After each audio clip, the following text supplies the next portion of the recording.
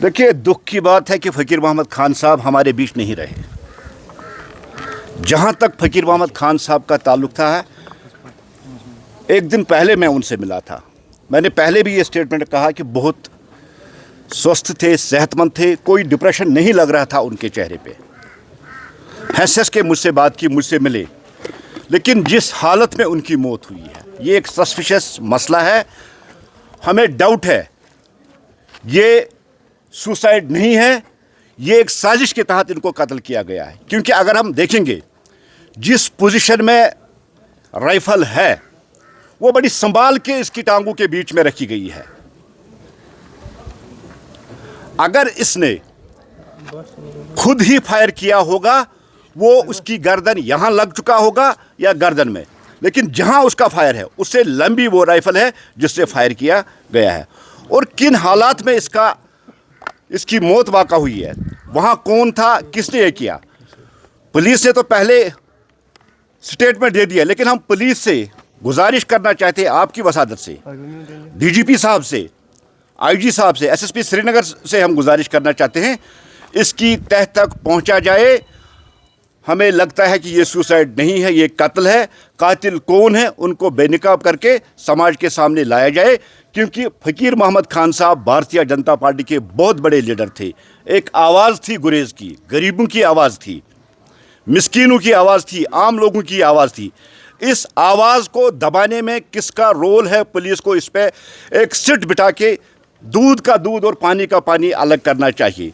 ये हमारी मांग है, ये हमारी डिमांड है, क्योंकि एक लीडर हमसे जुदा हो चुका है, वो गुजर चुका है। लोगों का एक रिप्रेजेंटेटिव, फार्मर एमएलए, 2024 का कैंडिडेट, एक बड़ी हस्ती थी हमारे लिए, वहाँ के लोगों के लिए।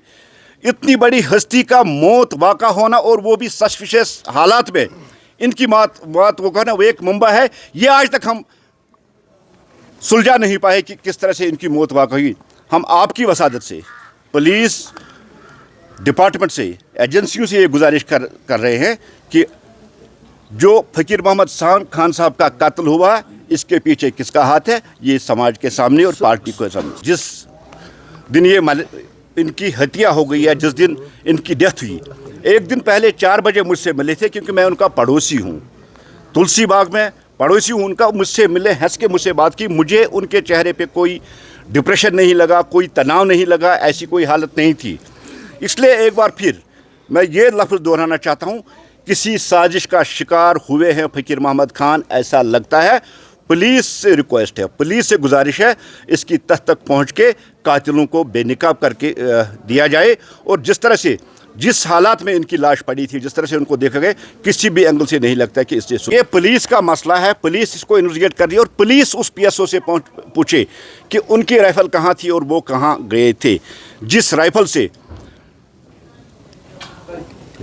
इनको शूट किया गया या इन्होंने शूट किया, अभी तो ये इन्वेस्टिगेट ही हो रहा है। पुलिस उससे पूछे, पुलिस पीएसओ से पूछे, पुलिस उस पुलिस वाले से पूछे, और पुलिस को उन दोनों लोगों जो वहाँ थे उनसे भी पूछना चाहिए उस वक्त आप कहाँ थे, उनकी कॉल डिटेल्स। और सबसे बड़ी बात, जहाँ तक उनकी फैमिली के साथ हमारी बात हुई है, कुछ देर से उस ब्लैकमेलिंग हो रही थी, उनके जो बैंक अकाउंट्स है, हम यही उनसे गुजारिश करते हैं फ़िलहाल उनको फ्रीज़ किया जाए। फैमिली के साथ हमारी बातचीत हुई, फैमिली का जो स्टेटमेंट, वो कह रहे हमारे साथ बात हुई एक दिन पहले, बहुत खुश थे, कोई तनाव नहीं था, और किसी भी तरीके से ऐसा नहीं लगता कि फ़कीर मोहम्मद खान साहब खुदकशी करने वाले हैं। फैमिली इस कत्ल की तहकीकात चाहती है, भारतीय जनता पार्टी इसकी तहकीकात चाहती है, और हम आपकी वसादत से जितने भी हमारे डिपार्टमेंट है पुलिस के, इतनी एजेंसियाँ, खासकर हम डीजीपी साहब से, आईजी साहब से और एसएसपी श्रीनगर साहब से यही गुजारिश करें कि इसकी तहकीकात की जाए। सर, कुछ दिन पहले इसकी सिक्योरिटी भी बढ़ा दी गई थी, तो बीजेपी इसमें किस तरह से आप देखती है?